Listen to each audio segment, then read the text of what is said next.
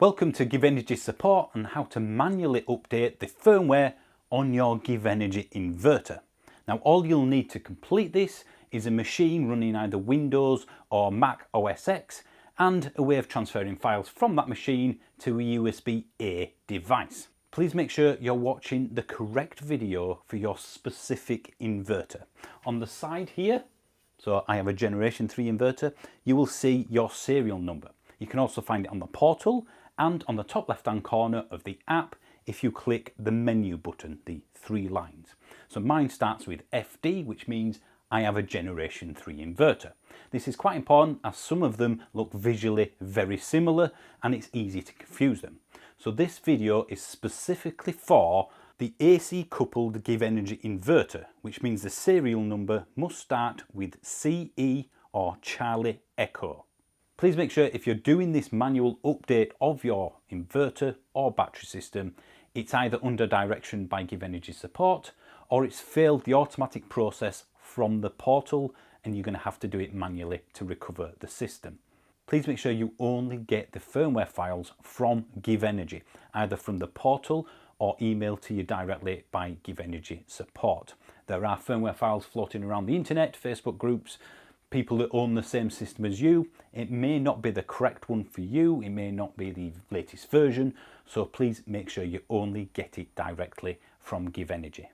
Now you're sure you're watching the correct one, we can begin the process. If GivEnergy support have emailed you the file, then please put that attachment into the downloads folder on your machine. If you've watched the how to update your firmware via the portal video and that's failed and that's brought you to this one, then that's the only way the download button will appear on the portal if the firmware update has failed. As I said in that video, please click the retry update at least once. More often than not, it will work the second time, but if it doesn't, then click download, and then after that, this will appear and essentially just click download again. Then put the file into your downloads folder if it's not already there by default, and we can begin the process of transferring it onto the USB pen. Now unscrew the dongle from the inverter and go to your PC or Mac. First thing we want to do is go to this PC and then go to the downloads folder where we put the firmware files. Then right click on the zip file that you've either been emailed or you've got from the portal, and then click on extract all. If you're using Windows 10, then it will look more like this. Again, extract all. Tick the show extracted files when complete if it's not already, and click extract. We then have another window pop up, so double click in the file folder, and the names may vary, don't pay too much attention to what that says. They are the firmware files that we need for this process. So I'm just going to put that to one side and go to this one here and go back to this PC. I'm now going to plug the USB pen drive in. That might pop up another window like this. If it doesn't, then double click on the pen drive here and you'll see there may be several files on here. There may be only one. It can vary, but there's only one that we're interested in, and that's this, the MSN text document file. So what I'm going to do is effectively copy that to the other window, the other downloads folder. So we have the firmware files and the msn.txt file.